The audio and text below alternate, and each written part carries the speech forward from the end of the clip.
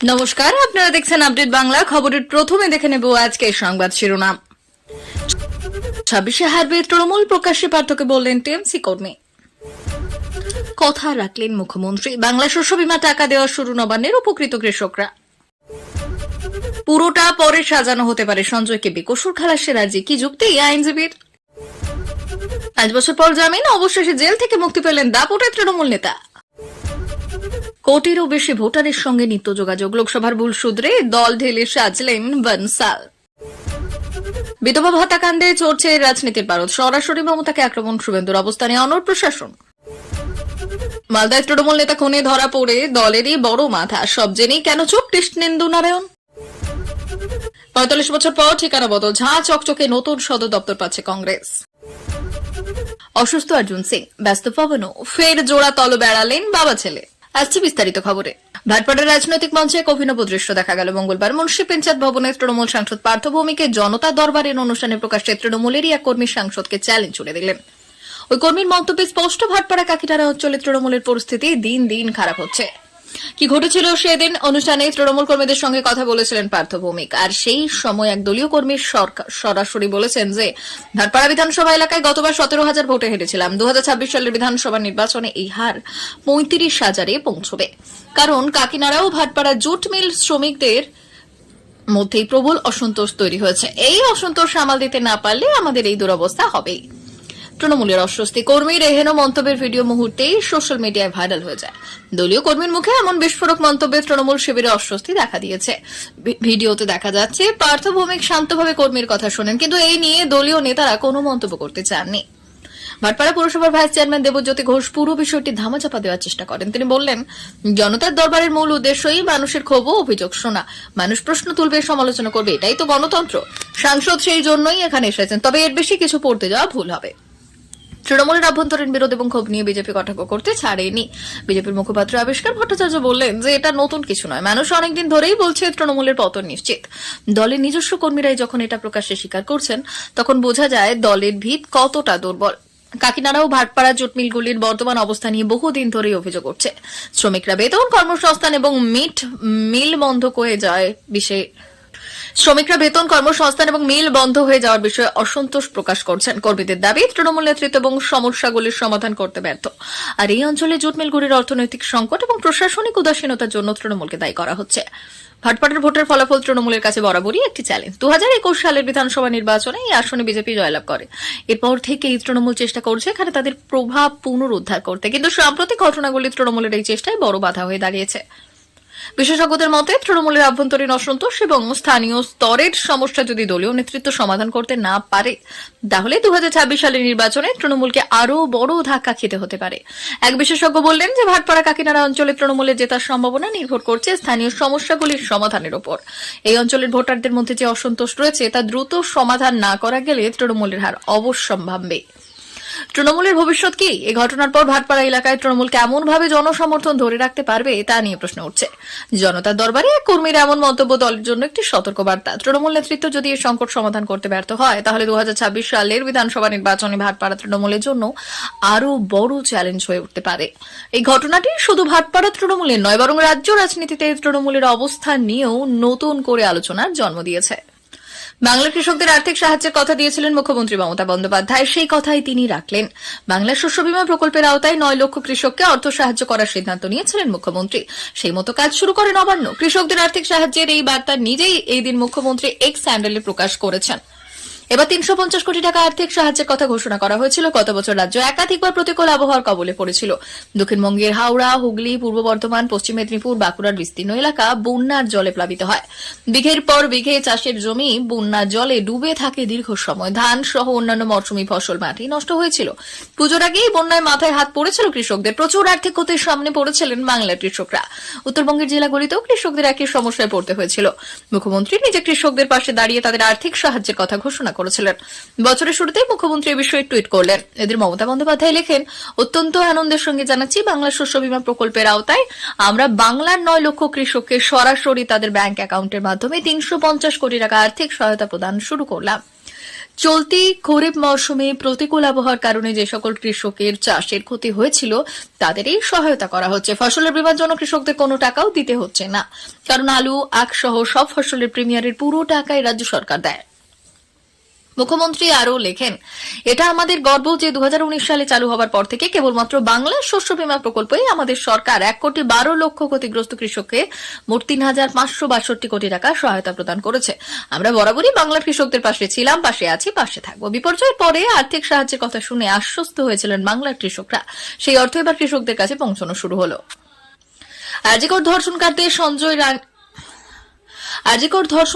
সঞ্জয় রায়কে ফাঁসানো হচ্ছে, এমনই দাবি করলেন সিভিক ভলেন্টিয়ারের আইনজীবী সৌরভ বন্দ্যোপাধ্যায়। তিনি দাবি করেছেন, আরজিকর মেডিকেল কলেজ এবং হাসপাতালে ধর্ষণ ও খুনের ঘটনার পরে পুরো বিষয়টাই সাজানো হয়ে থাকতে পারে। পুরোটাই সাজানো ঘটনা, সঞ্জয় কিছু করেনি বলে দাবি করেছেন আইনজীবী। সেই পরিস্থিতিতে সঞ্জয়কে বেকসুর খালাস ঘোষণা করার আর্জি জানিয়েছে শিয়ালদা আদালতে। প্রমাণ মেলেনি অনেক, দাবি সঞ্জয়ের আইনজীবীর। আর কোন কোন কারণে সঞ্জয়কে বেকসুর খালাস করে দেওয়া উচিত সেটার সপক্ষেও যুক্তি দিয়েছেন আরজিকর মেডিকেল কলেজ এবং হাসপাতালে ধর্ষণ ও খুনের ঘটনায় মূল অভিযুক্তের আইনজীবী। তিনি দাবি করেছেন, তরুণী চিকিৎসকের দেহে ধস্তাধস্তির কোনো চিহ্ন পাওয়া যায়নি, কিন্তু কেন্দ্রীয় তদন্তকারী সংস্থা সিবিআই যা জানিয়েছে তাতে ধস্তাধস্তির চিহ্ন অবশ্যই পাওয়া যাওয়া উচিত। ছিঁড়ে যাওয়া উচিত পোশাক, অথচ সেরকম কোনো প্রভাব মেলেনি বলে দাবি করেছেন সঞ্জয়ের আইনজীবী। ফাঁসানো হয়েছে সঞ্জয়কে, দাবি আইনজীবীর। সেই সঙ্গে মূল অভিযুক্ত সঞ্জয়ের আইনজীবী দাবি করেছেন, ধৃত সিভিক ভলেন্টিয়ারের আঙুলের ছাপ পাওয়া যায়নি, পুরোপুরি সাজানো ঘটনা এটা।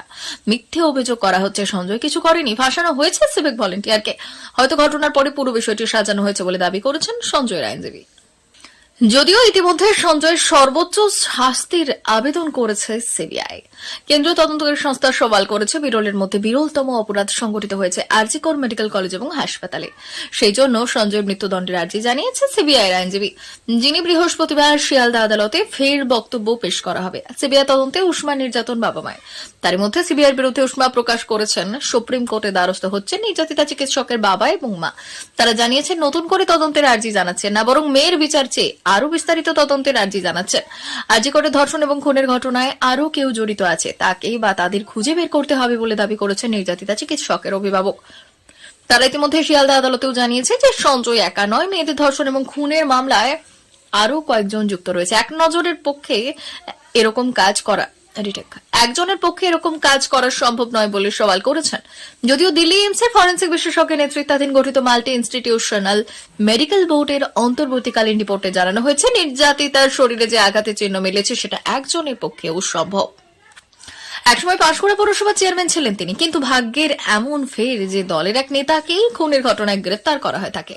দীর্ঘদিন ধরে জেলে ছিলেন আনিসুর রহমান, অবশেষে জামিনে মুক্তি পেলেন তিনি। সূত্রের খবর, প্রায় 5 বছর 3 মাস জেলেই কাটাতে হয় পাঁশকুড়া পৌরসভার প্রাক্তন চেয়ারম্যান আনিসুর রহমানকে। মূলত দলের এক নেতাকে খুনের ঘটনার অভিযোগেই তাকে গ্রেপ্তার করা হয়েছিল। অবশেষে এবার তিনি জামিন পেয়েছেন। আর জামিন পেয়ে তিনি বাইরে বেরোনোর পরেই তার অনুগামীরা তাকে অভ্যর্থনা জানান। তবে দীর্ঘদিন জেলে থাকার পর এবার বাইরে বেরিয়ে এসে আনিসুর রহমানকে কি পদক্ষেপ হয় সেদিকে নজর থাকবে সকলের। দেশের সবথেকে বড় রাজ্য উত্তরপ্রদেশের ভোটের সাফল্যের জন্য তিনি প্রশংসিত বছর 7 আগে। সম্প্রতি ফসল ফলিয়েছেন তেলেঙ্গানা এবং ওড়িশাতেও। একই ফর্মুলা প্রয়োগ করতে চান পশ্চিমবঙ্গ বিধানসভা নির্বাচনেও। তিনি সুনীল বনশাল, পশ্চিমবঙ্গের দায়িত্বপ্রাপ্ত বিজেপির কেন্দ্রীয় পর্যবেক্ষক। 2026 সালের বিধানসভা ভোটের জন্য এখন থেকে কৌশল তৈরি করতে শুরু করেছেন বনশাল। যদিও তাকে প্রথমেই সামলাতে হবে গত লোকসভা ভোটের ক্ষত। লোকসভা নির্বাচনে এই রাজ্যে ছিলেন বনশাল। সেই ভোটে বিজেপির আসন 18 থেকে নেমে 12 হয়েছে, যার কারণ হিসেবে বিজেপি সূত্রে দাবি, তখন বাংলায় দলের সাংগঠনিক পরিস্থিতির সম্পর্কে ভুল তথ্য ছিল বনশালের কাছে। 2026-এর প্রস্তুতি শুরু করে সেই ভুলই সর্বাগ্রে সংশোধন করেছেন বনশাল। ভুল সূত্রে বনশালের সাফল্য পাওয়ার কোন অতি দৃষ্টান্ত আছে? রাজ্য বিজেপির এক শীর্ষ নেতার কথায় 2019-এর পর থেকে তেলেঙ্গানায় বিজেপির প্রবল উত্থান হয়, কিন্তু 2023-এর বিধানসভা ভোটে দল খুব খারাপ ফল করে। বনশালের তত্ত্বাবধানে সেই ফলাফল, কিন্তু তিনি হাল ছাড়েননি। 1 বছরের মধ্যে সংগঠন ঢেলে সাজান। ফলে 2024-এর লোকসভা ভোটে তেলেঙ্গানায় শাসক কংগ্রেস 8, বিরোধী বিজেপি 8। বাংলায় লোকসভা ভোটে কি ভুল হয়েছিল? বিজেপি সূত্রের ব্যাখ্যা, পর্যবেক্ষক বানসাল ভুল করেছিলেন দলীয় দপ্তরে জমা থাকা কাগজের তথ্যে ভরসা রেখে। রাজ্য দলের সাংগঠনিক পরিস্থিতি ঠিক কি? কতগুলি বুথে বিজেপির পূর্ণাঙ্গ কমিটি রয়েছে? কতগুলি বুথে বিজেপি এজেন্ট বসাতে পারবে? এই সব বিষয়ে স্বচ্ছ তথ্য ছিল না। খাতায় কলমে যে ছবি ধরে রাখা ছিল সংগঠনের আসল চেহারার সঙ্গে, তা বিস্তর ফারাক ছিল। আর এবার তাই সাংগঠনিক ছবিটাই আগে স্পষ্টভাবে ধরে রাখতে সক্রিয় হয়েছেন বানসাল। গত 4 জানুয়ারি বানসালের বিশেষ সাংগঠনিক বৈঠকের আগের দিনই রাজ্যে 42 লক্ষ প্রাথমিক সদস্য সংগ্রহ হয়েছিল বলে দাবি বিজেপির একটি সূত্রের। 6 জানুয়ারি থেকে নিজেদের সমাজ মাধ্যমে মিডিয়া পোস্টে বিজেপি দাবি করেছে যে সদস্য সংখ্যা 1.5 কোটির পথে।